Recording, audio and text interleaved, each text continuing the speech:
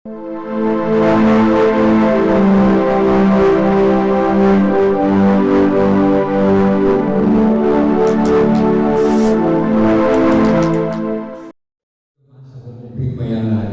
saya sudah jelaskan gambarannya. Sehingga sebenarnya adat kalau di Bone ini lebih tua daripada agama Islam. Yang menerima agama Islam di Bone itu 20 Ramadan 16 adalah adat Pangandaran yang terima. Saya sudah jelaskan tadi bahwa Raja Bone ke-11 dan di Roa tidur di Bantai yang menerima itu. Bahkan Islam itu tidak diterima di Bone pada waktu akan diislamkan oleh Raja Buah Alawi itu. Kenapa kita menerima paham yang baru, paham leluhur kita sudah banyak mencerdaskan, mengatur kehidupan tatanan kita dengan adat yang sudah diwariskan oleh leluhur. Tetapi karena pesan leluhur kita itu antara kerajaan Bone dan kerajaan Goa, tadi saya sudah jelaskan. Nah ini diminta tajam yang Patapai Waman. Nah ini yang dipegang oleh Raja Bone ke-11. Ya. Sehingga menerima bahkan diturunkan menjadi raja. Saya sudah terangkan tadi. Jadi itu adalah suatu contoh bahwa tatanan adat itu, kalau tatanan adat itu tidak terlaksana maka terjadi lagi chaos, omong ini lupus. Raja Bone ketutup, datang dirawi bongkangnya, mati dua kuncinya. Nah ini sudah ada. Ini Raja ke-8, 9, 10, 11. Sekarang kerajaan Bone menerima agama Islam. Seluruh tatanan adat, budaya, leluhur turun-temurun itu harus masuk pesantren Israel. Ya, karena diterimanya itu tatanan Islam itu menjadi Pangandaran di Bone, menjadi namanya syarat.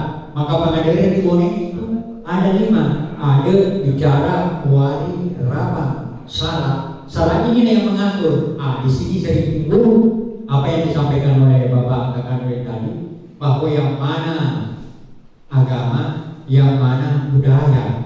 Sering perlakuan budaya turun-temurun itu dicap, dianggap bahwa itu musyrik. Ya, pemisahannya begini. Mari kita pisahkan budaya dengan agama. Contoh, pernah saya bersama-sama membawa materi dengan seorang yang barangkali belum banyak sosialisasi bahwa kelakuan perbuatan tidak punya orang tua di masa lalu itu, kalau mau menyeberangi sungai melempar telur 3 kali, wah itu musyrik. Nah, setelah saya diberikan kesempatan, sekarang kita harus banyak sosialisasi. Memang orang dulu itu tidak ada jembatan, yang ada hanya batang kelapa yang sedikit airnya di bawah. Jadi sungai mengalir jembatan kelapa. Memang sering orang diterkam buaya. Kalau lewat di situ, buaya sering menerkam. Oleh sebab itu, karena orang dulu tidak punya leluhur itu punya insting yang bagus, kita harus melempar telur dulu untuk menjaga keamanan. Lempar pertama tidak ada, lempar kedua tidak ada, lempar ketiga, mari kita berjalan. Mana musiknya? Tidak ada. Makanya harus apa yang disampaikan oleh Bapak Kakanwe tadi harus diberikan penjelasan kepercayaan bahwa ini budaya turun-temurun. Tetapi sekarang tidak ada lagi jembatan kelapa, sudah tinggi. Biar melompat buat itu 5 kali tidak sampai di atas, tidak usah melempar telur. Mari kita makan itu telur. Ada lagi. Kalau saya kumpul melepaskan ayam, wah ini memang kalau kita punya niat itu tidak bagus, tidak berlandaskan dengan agama, dia dapat tumbuh di Israel itu musuh. Istimewa orang dulu kita itu banyak kuburan di hutan. Kalau mau dalam membacaan doa kepada almarhumnya, punya istimewa di sana banyak binatang buas. Oleh sebab itu dia melepas ayam. Kalau bunyi ayam tidak berbobot, tidak apa, tidak ada binatang buas. Mereka datang membacakan ayat-ayatnya di sana. Tidak ada gangguan. Tapi ini perlu sosialisasi. Sekarang tidak ada lagi kuburan hutan. Tidak perlu melepas ayam. Tidak perlu. Mari ayamnya kita makan. bahkan bisa dijadikan objek wisata bagaimana dulu diperagakan bahwa ayam lepas diperagakan menjadi objek wisata, ayam diburu oleh anak-anak muda menjadi objek wisata. Seperti kemarin Topang, mengapa sering bisu? Bisu itu adalah pendeta kepercayaan sebelum Islam. Ini tidak ada lagi bisu Bone. Bisu itu dilantik oleh Dewan Adat. Tidak ada bisu Bone. Saya ditanya mahasiswa, ada gerep bisu. Itu gerep Ruparaka belum tentu Ruparaka. Gerep bisu belum tentu itu memperagakan sebagai bisu. Kemarin kita lihat Matopang. Saya ditanya, bisu itu karena dulu saya bilang tidak ada lagi bisu. Siapa yang melantik bisu? Karena tidak ada dewan adat di Bone yang bisa melantik. Bisu Petapulo yang ada dulu di masa kerajaan itu sudah bubar. Sekarang sudah era Islam yang harus baca doa, harus kali 5 KT kalau berada SD dan seterusnya. Karena kita mau melihat bagaimana budaya kita di masa lampau melaksanakan Matopang Raja itu harus nasere sunah alu-alu jangka diiringi dengan gendang bayi sumangan sampai selesai kita adakan. Mana bisunya itu diperagakan. Mana mangkau, tidak ada mangkau sekarang itu bupati memperagakan sebagai mangkau. Karena dulu kalau di Tompang harus ada mangkau. Pertama Wadilatu, pertama Kadatana, ada begitu Sulewata, Damu dan Darupali. Mana itu? Tidak ada sekarang. Ini keberadaan dinas anu sebagian diperagakan. Jadi saya kira itu ilustrasi, dan kalau masih ada pertanyaan di kantor kebudayaan merapat.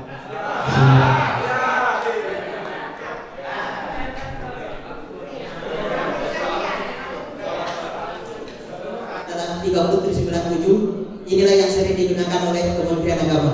Sebagai bentuk penghargaan kami undang kepada Bapak kepada penyedia konsumsi 3 putri perwakilannya untuk kami akan berikan penghargaan mewakili Kementerian Agama Kabupaten Bone. Silakan Bu ke depan. Mana nih? Ditutup sampai di sini. Terima kasih, saya Sekretariat KUB mengucapkan Assalamualaikum warahmatullahi wabarakatuh. Shalom, namo buddhaya, om swastiastu, salam kebajikan.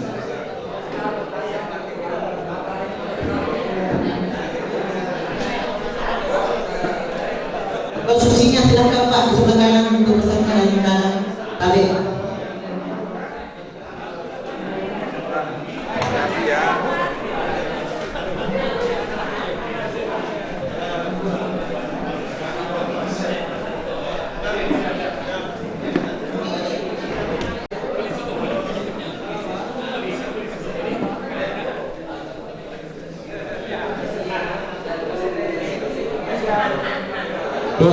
Kami harapkan supaya tetap kembali ke tempat Pak. Kasih untuk Pak.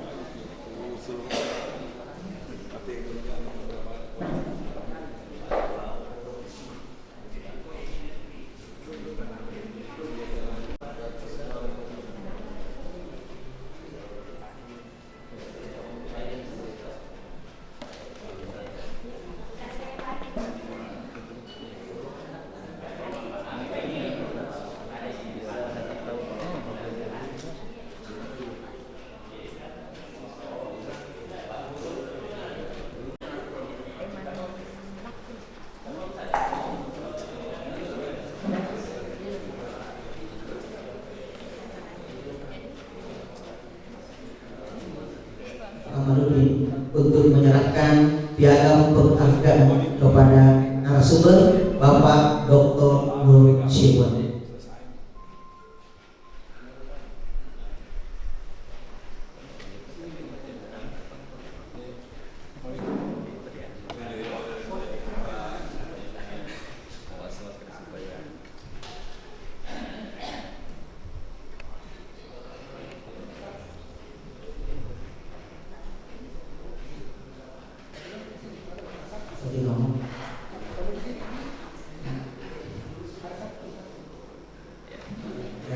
Selanjutnya kami undang dengan hormat Bapak Syamsuddin, staf dari Forum Kerukunan FKUB Bone, untuk menyerahkan sertifikat penghargaan kepada Bapak Kepala Badan Persatuan Bangsa dan Politik.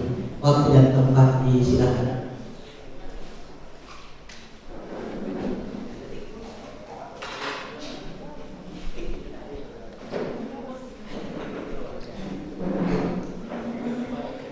Ya, sudah. Oke, terima kasih banyak. Untuk selanjutnya kami undang dengan hormat kedua para pemateri untuk mengambil tempat ke depan untuk di tengah-tengah kita sudah hadir Bapak Kepala Badan Kesatuan Politik Kabupaten Bone, Dr. Haji Andi Sumardi MM. Beliau salah satu tokoh Bone yang mendukung seluruh program-program dari FKUB untuk dilaksanakan. Dan alhamdulillah, insya Allah, karena Islam Bone bukan memuji, bukan memuja, kita sudah melakukan aktivitas sampai tingkat nasional. Dan insya Allah tahun ini kita akan ke Malaysia studi 7. Menurut beliau, siap-siap ke Malaysia yang hanya FKUB. Ya, dan kami sudah berkomunikasi, insya Allah yang dapat jalan itu nanti kepala kantor Kementerian Agama Kabupaten Bone 1. Karena supaya katanya itu KUA-nya. Ya. Kemudian terima kasih banyak atas kehadiran Bapak Dr. Syirwan PPD. Beliau adalah perwakilan dari akademisi supaya kita berbincang-bincang sedikit lebih ilmiah tentang kebangsaan, tentang kearifan lokal, matur kuliah pesantren wisata. Beliau juga adalah salah satu tokoh pendidik yang memberikan kajian-kajian tentang linguistik, tentang kebahasaan, tetapi khusus untuk bahasa Arab. Namun juga kehadiran dari Pak Esnopol akan menambah kesemangat kita bagaimana menjaga persatuan dan kesatuan, tetapi memelihara dengan bentuk kerukunan. Terima kasih banyak sekali lagi kepada seluruh peserta yang hadir pada hari ini, tidak mengurangi antusias kita untuk menambah wawasan tentang kebangsaan, kerukunan, beragama. Itulah PG, peningkatan citra dan wawasan. Demikian untuk singkatnya, kami berikan waktu 15 menit kepada masing-masing narasumber menyampaikan gagasannya, dan insya Allah akan kita lanjutkan dengan tanya jawab. Waktu dan tempat disilakan.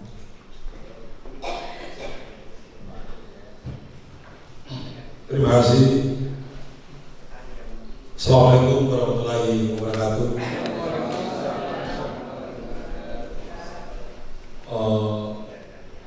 Yang saya hormati, yang mewakili dari Ketua FKUB Kabupaten Bone, Pak Adas Hakim, Pak Nasir,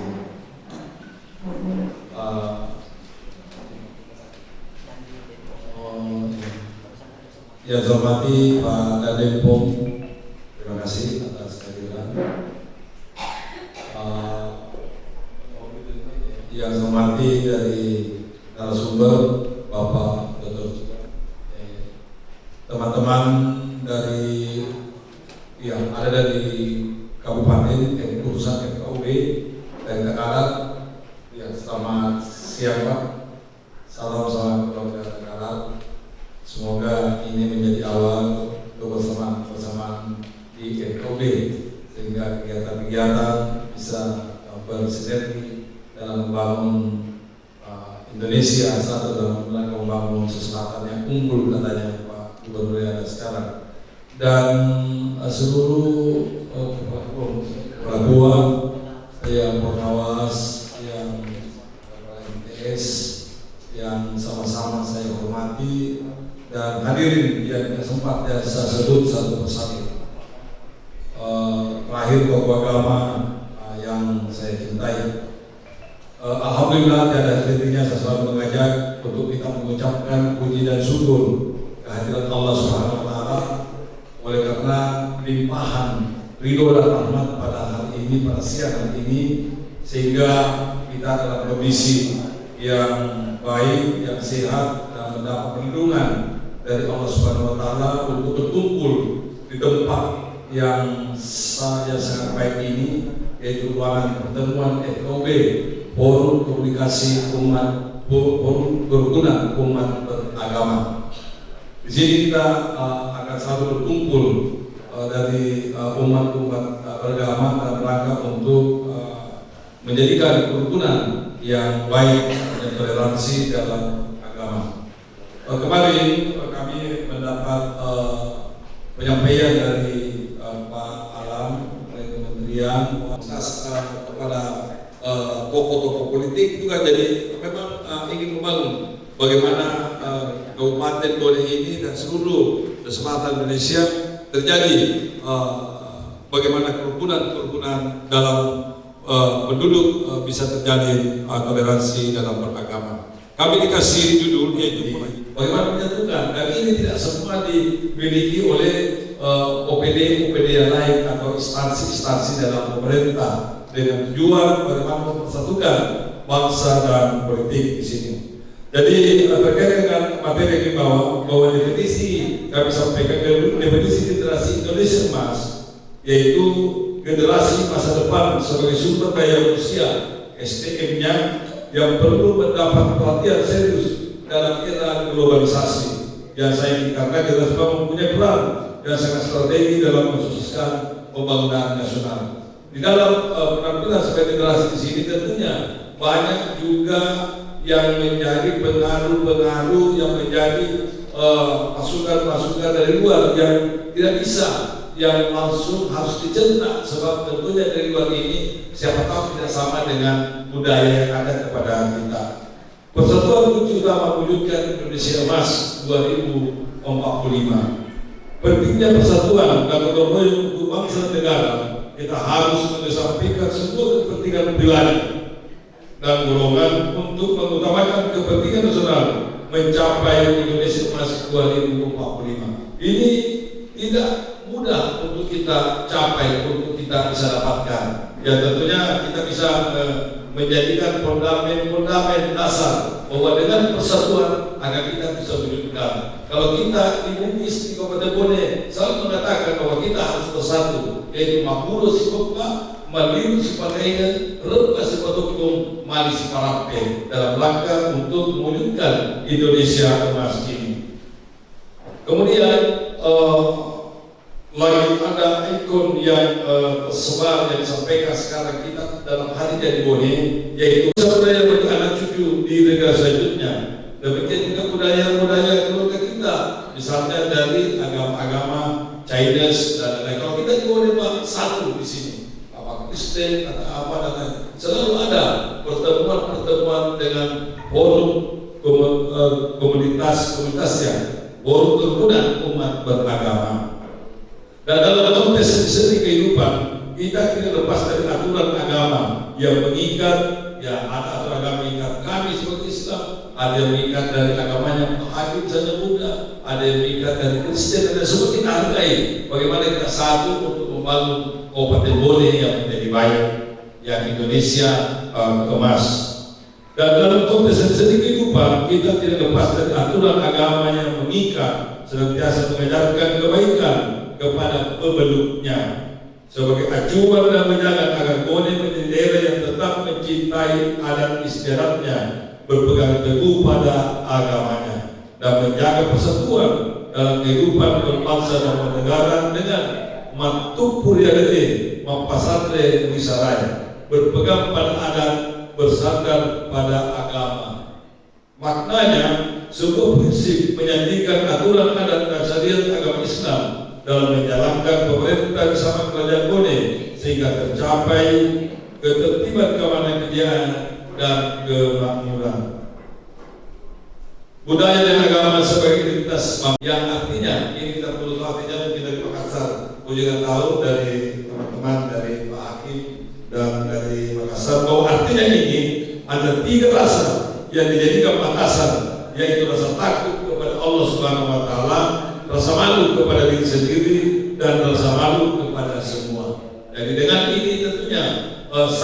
nilai, sangat tinggi dia punya nilai dalam rangka untuk membangun Kabupaten Bone.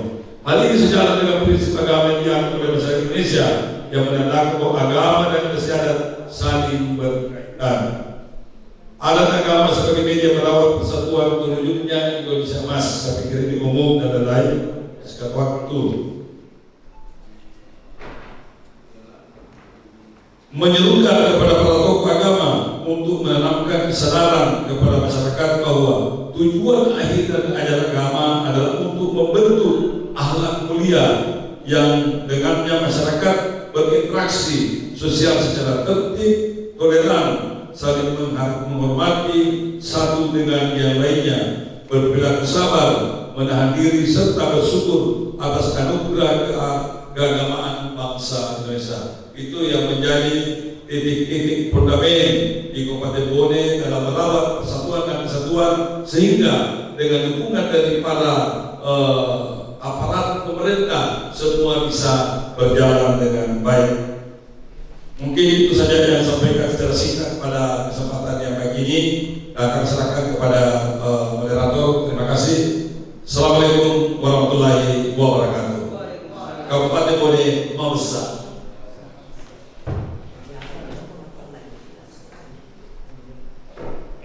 Selanjutnya langsung saja kita dengarkan dalam waktu 15 menit Bapak Dr. Nur Syiwan PPD perwakilan dari akademisi. Waktu dan tempat diusiakan. Assalamualaikum warahmatullahi wabarakatuh. Salam Om Swastiastu, Namo Buddhaya, salam kebajikan, selamat sejahtera bagi kita semua. Yang sama-sama kita hormati Bapak Esbang Or, Pak Dr. Andi Sumardi, para jabat sipil Polri yang sama-sama dirahmati Allah, pengurus forum kerukunan umat beragama Kabupaten Bone, para tokoh agama, tokoh pemuda, tokoh masyarakat yang hadir pada kesempatan yang berbahagia ini. Alhamdulillah pada siang hari ini kita sama-sama di tempat ini dalam dialog kerukunan, tentu juga terkait dengan hari jadi Bone, sehingga salah satu temanya adalah Maktuk Purya Dewi Pesantren Risarane. Ya, tentu kita ingin mencoba mengulas bagaimana sebenarnya kerukunan berbangsa ini bisa terwujud melalui adat dan melalui syarat, melalui agama.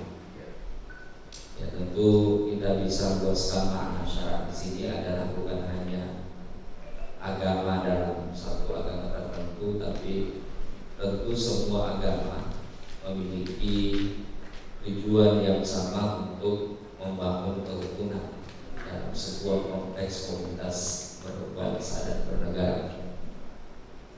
Saya pertama ingin dulu menyampaikan keunikan yang kita miliki sebagai bangsa Indonesia. Pertama, bahwa di Indonesia ini kita memiliki banyak keragaman yang tidak dimiliki oleh banyak tempat atau banyak negara. Kita di Indonesia ini banyak keragaman, dan justru keragaman itu yang tentu ini bukan jumlah yang sedikit. Ya. Pulau yang ada di Indonesia itu sebanyak 17.001 pulau.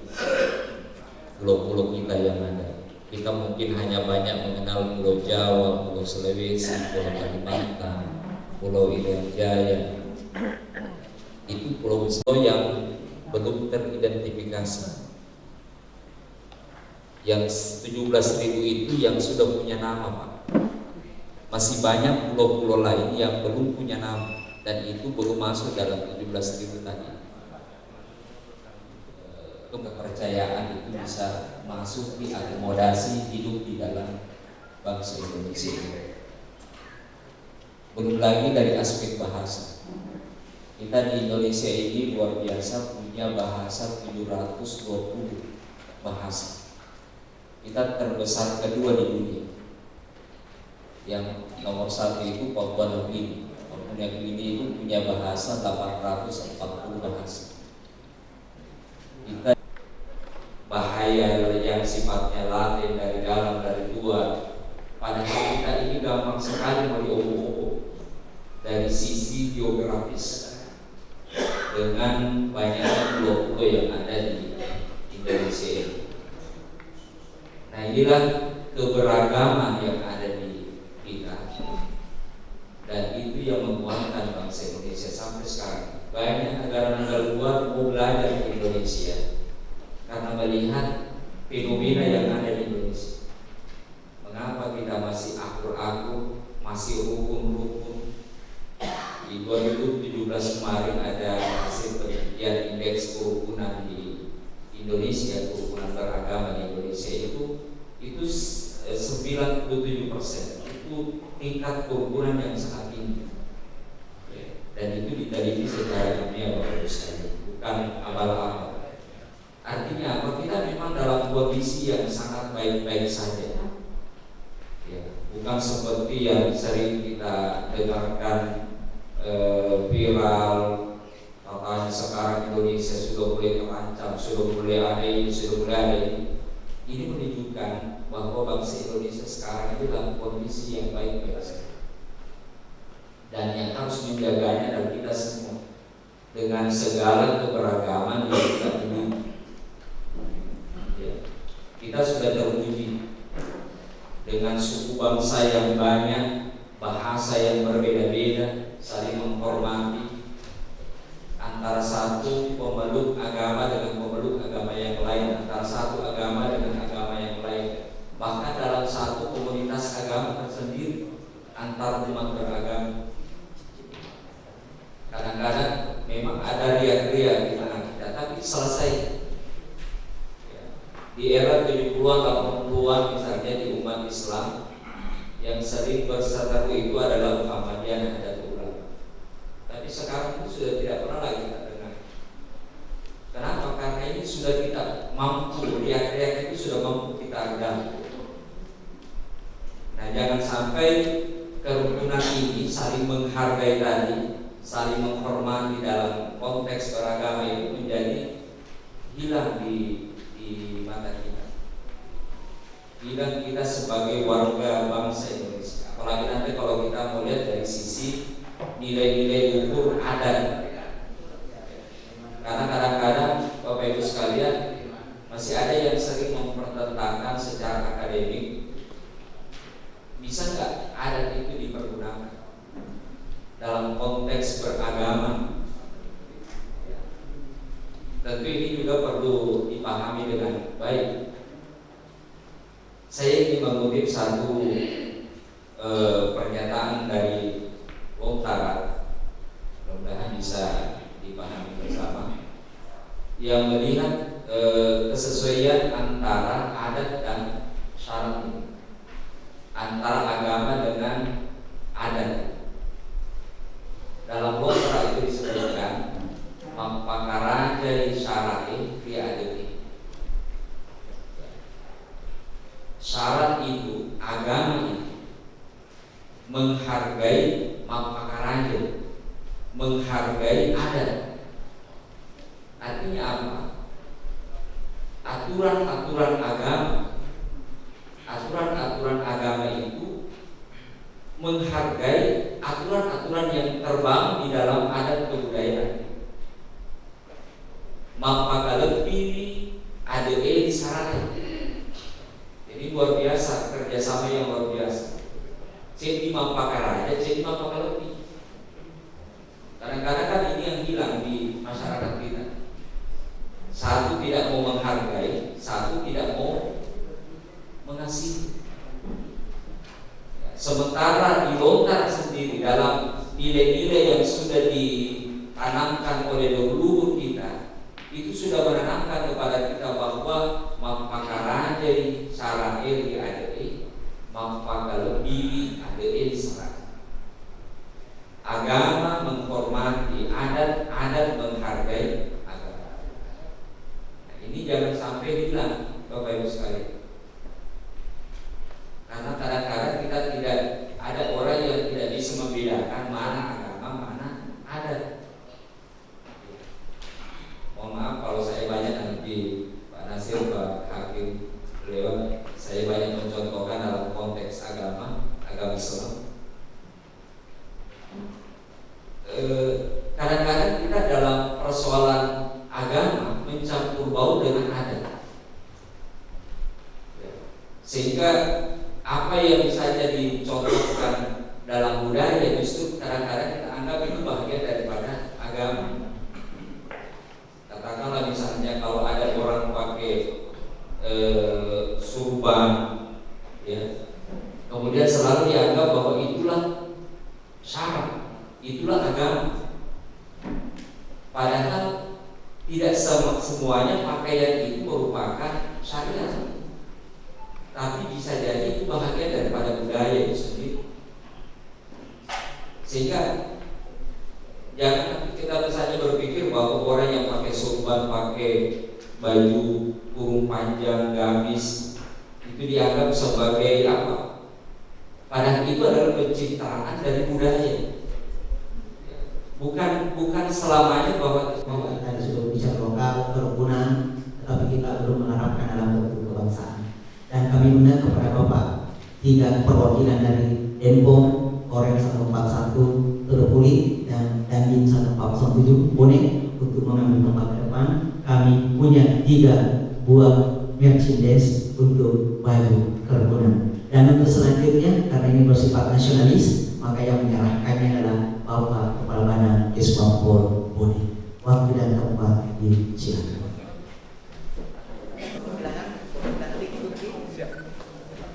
Tidak ada diikuti perwakilan konstruksinya.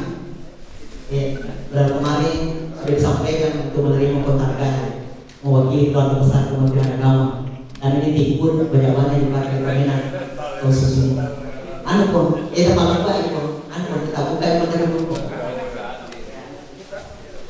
Jadi untuk hari ini baru sangat lengkap, kurang 1, kurang dan ramai. Karena Korea 41, Denpom, Bodi, kurang dan ramai. Ya. Banyak dari sini memang ada.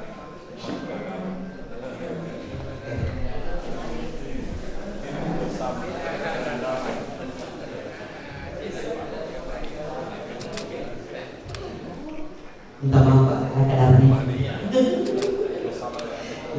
Jadi ini Pak, disiap dulu waktu putusan Pak. Kita siapkan seluruh pejabat yang mendatang ternyata ya.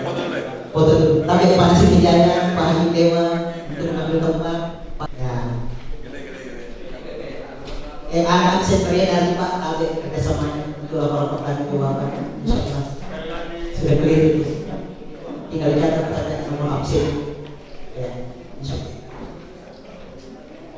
Waalaikumsalam warahmatullahi wabarakatuh.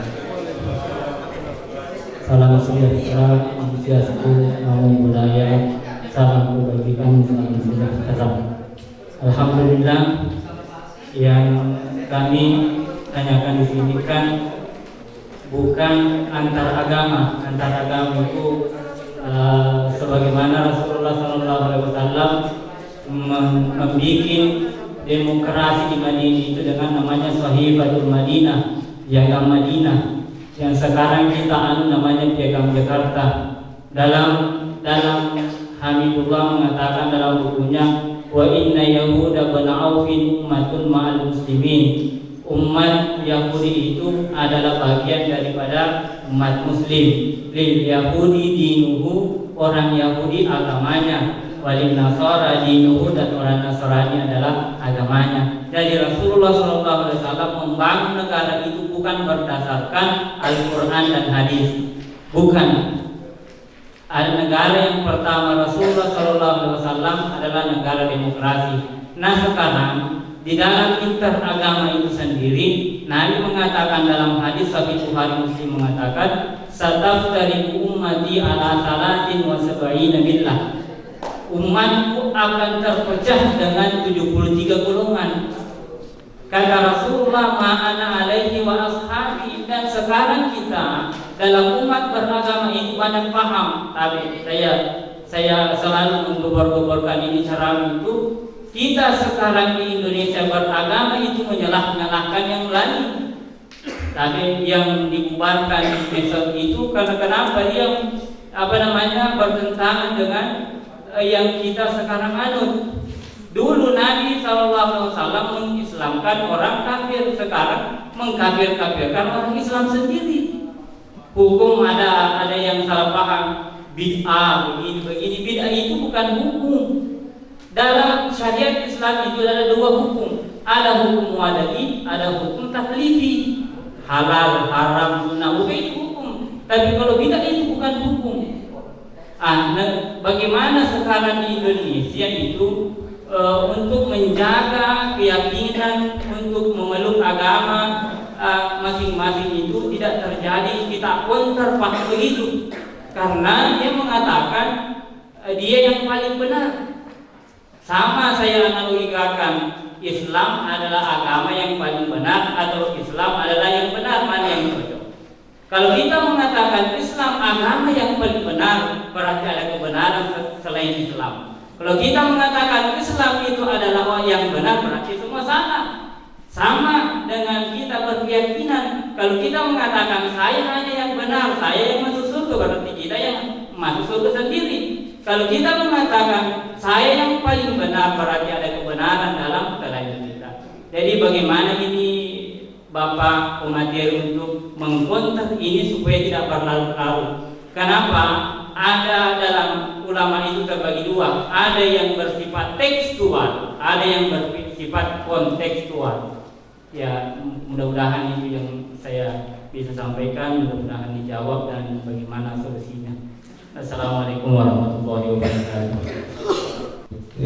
Sebagaimana tadi yang disampaikan, yang pertama saya ucapkan banyak terima kasih kepada panitia ibu kesempatan kami di kegiatan ini, kegiatan FKW ini, yaitu PJ Wa Saru.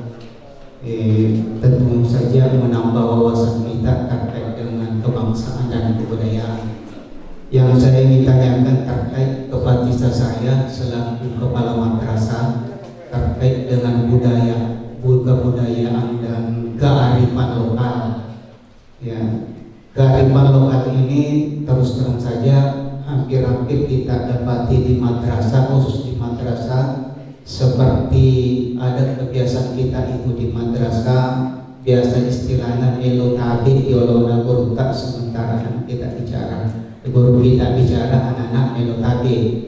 Kemudian ada juga biasa kearifan lokal mencium tangan guru ketika jabatan, itu kearifan dan termasuk akhlakul karimah atau karakter yang mulia. Banyak hal-hal kebudayaan lokal atau kearifan lokal yang ingin saya tanyakan Pak, karena terus terang saja ini sudah jarang kita jumpai di madrasah-madrasah. Ini dikikis oleh kebudayaan asing, dan terkadang kebudayaan asing itu lebih dicenderungi anak-anak kita ketimbang budaya lokalnya. Yang ingin saya tanyakan, bagaimana kira-kira tanggapan Bapak, petunjuk Bapak terkait dengan ini, bagaimana bisa memfilter ya agar budaya asing tidak terlalu merambat masuk, agar anak-anak kita ini tetap cinta kepada kearifan lokalnya. Demikian, Assalamualaikum warahmatullahi wabarakatuh. Dalam menjelaskan filosofi tadi, sehingga makna adat dan agama dapat dicerna oleh misalnya golongan pendidik dan sebagainya, begitu Pak. Terima kasih. Sudah semakin mengulang dengan masuknya kebiasaan baru, budaya kebangsaan atau apa namanya dan lain. Dan ini memang sangat harus menjadi perhatian utama untuk pemerintah daerah dalam rangka untuk memfasilitasi kehidupan lokal yang ada di masyarakat, sehingga kebiasaan-kebiasaan menghargai kepada orang yang lebih tua, kemudian menghargai kepada sesama, dan menghormati kalau ada tamu, itu masih terpelihara dengan baik. Kalau di Kabupaten Bone itu yang selalu ditonjok-tonjokkan ketika acara-acara budaya, misalnya Hari Jadi Bone. Ketika terjadi Hari Jadi Bone, memang ditekankan oleh Bapak pimpinan kami bahwa yang sangat utama bagaimana menjelaskan dan memiliki perasaan kepada tamu-tamu yang ada, mengetahui semua apa yang menjadi misi kita lakukan dan merasa dihargai dengan kedatangannya. Dengan kedatangannya tentunya tidak memberikan arti yang sangat besar terhadap budaya-budaya yang ada di Kabupaten Bone. Ini mah bukan hanya di pemerintahan, tetapi akan menjadi kurikulum dalam kegiatan-kegiatan pendidikan, dalam penghargaan kepada institusi-institusi yang harus mendapat penghargaan, dan kemudian kepada tokoh-tokoh agama, dan juga kepada perbedaan-perbedaan yang terjadi. Sehingga itu kan tadi disampaikan oleh Pak Dr. Oki bahwa dengan banyaknya perbedaan-perbedaan dan adanya banyaknya kebersamaan, ternyata itu akan menjadi kekuatan kita di Kabupaten Bone dalam bersatu. Misalnya dengan adanya Pak Hakim, adanya Pak Nasir, adanya Pak Gede, dan lain semuanya akan menjadi satu. Misalnya kami dalam Marum sebagai ada waktu kita mampir di Masjid Al-Hadar Kabupaten Bone yang bentuknya Ka'bah dan lain-lain, dan itu tidak hanya orang Islam yang selalu datang ke sana, juga agama-agama lain seperti Pak Hakim dan keluarga-keluarga yang ada di sana. Di sini memperlihatkan toleransi dalam agama, dalam misalnya kegiatan-kegiatan untuk membangun persatuan, misalnya kebersihan di sana, karena dia masjid itu berada di tengah-tengah kelompoknya Pak banyak sana orang Kinas. Ternyata terjadi kebaikan, terjadi toleransi yang sangat baik.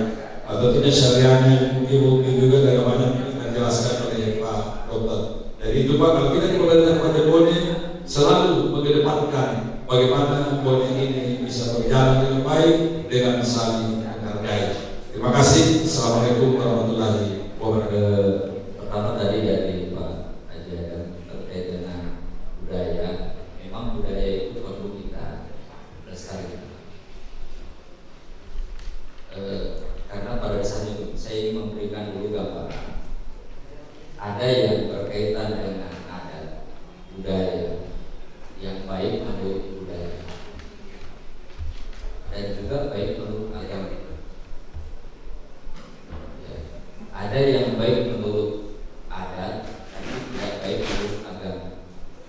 Atau sebaliknya, ada yang baik menurut adat, tapi tidak baik menurut agama. Nah, itu tadi yang perlu kita pisahkan dulu dalam konteks apa kita berbicara, jangan kita campur baur, supaya ketika berbicara tentang adat, ya berbicara tentang adat. Ya, misalnya pakaian. Dulu di masyarakat kita, masyarakat Bone di Bugis ini, kalau ada orang yang pergi tampak, mapadat, bawa undangan, itu tradisi kita itu bawa undangan itu dua pasang, dua laki-laki, dua perempuan, menggunakan pakaian adat. Nah, saya pernah mendengar begini. Ada orang yang datang pakai baju batik, pakai kopiah, yang perempuannya pakai kebaya. Kemudian ketika dia menyampaikan undangan, ketika orang itu kembali tangan dengan nilai-nilai agama. Dan banyak yang bisa kita lakukan sinkretisme, kita bisa melakukan asosiasi dan sebagainya. Segala bentuk bisa kita lakukan. Kita bisa islamisasi, kita sesuaikan dengan budaya ketimuran, kita bisa sesuaikan dengan sehingga itu bisa terekam semua di dalam kekuatan kebangsaan kita ini. Kemudian pertanyaan pertama tadi terkait dengan ya betul sekali apa yang disampaikan tadi bahwa Islam ini, kalau kita maaf Pak Hakim, Pak Nasir, kalau saya contohkan Islam ini ketika Rasulullah Muhammad SAW membangun Islam, ini yang banyak kita tidak pahami dengan baik, sehingga kita menganggap bahwa Muhammad itu, Nabi Muhammad SAW itu hanya hidup bersama dengan orang Islam. Ketika bertemu dengan orang di luar Islam dimusuhi. Kan konteks itu yang pernah ada dalam benak seseorang ketika melihat ini.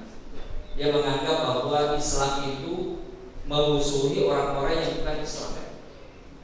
Padahal dalam jejak sejarah Nabi ketika berada di Madinah sendiri, itu Nabi berdampingan hidup dengan orang-orang yang bukan Islam. Bahkan sering kita dengar bahwa Muhammad itu menjadi kebiasaannya setiap hari pergi membawa. Kemudian yang terakhir tadi, ya, bagaimana langkah supaya bisa mendapatkan filosofi dari orang tua kita tadi ini, bagaimana supaya adat itu berkesesuaian dengan syariat. Tentu memang selalu kita menjadi garda terdepan kita di sini. Tentu yang ada di sini ada dari pihak kepala sekolah, ada pihak dari pemerintah. Kita ambil, kita jangan mengambil perbedaannya, mengambil yang tidak sesuainya. Tinggal kalau misalnya ada hal-hal yang tidak sesuai dengan syariat agama tertentu, tidak sesuai dengan ini, ya tentu itulah yang harus kita dudukan bersama. Tapi bukan berarti karena tidak sesuai langsung dibuang. Ya, makomanya dihilangkan, materinya dianggap, wah, manusia ini kan kita sama-sama manusia, tidak boleh saling menyembah. Ya, kita bukan menyembah, kita menghormati. Kita untuk menghormati seseorang itu bukan karena kita menyembah. Merawat adat budaya kita, merawat kepercayaan kita, merawat agama kita dalam bingkai bangsa Indonesia. Ini kita lihat, meskipun berbeda-beda, tapi tetap satu bagian dari kita semua. Lebih dan kurangnya mohon maafkan. Assalamualaikum warahmatullahi wabarakatuh. Mari kita berikan aplaus yang meriah di sore hari ini kepada para narasumber, dan terima kasih banyak atas kehadirannya. Untuk selanjutnya langsung penutupan oleh perwakilan dari bidang Bapak I Gede Widya Tama. Jadi mohon maaf Pak, silakan langsung saja. Kasih. Ya, demikian tadi kita telah bersama-sama menyaksikan diskusi yang luar biasa dengan tema Reci wa Asari. Hari ini saya mendapat banyak masukan. Tadinya saya tidak tahu makna kata depan ini, tapi dengan ikut diskusi hari ini saya mendapatkan wawasan baru dan juga pemaparan dari Pak Sedikiawan Muslim, Pak Nusirwan, dan juga Bapak Keselempol yang telah menyampaikan banyak hal yang sudah tentu untuk kemajuan kita bersama, khususnya kerukunan umat beragama. Tempat ini kecil tapi sudah menghadirkan banyak manfaat. Dulu anak presiden kita, Bapak Gus Dur, Ibu Inayah pernah hadir di sini ya. Ya, semoga ke depan akan terus diadakan acara-acara yang berukun. Assalamualaikum warahmatullahi wabarakatuh. Shalom, salam sejahtera, Om Swastiastu, Namo Buddhaya, salam kebajikan. Terima kasih.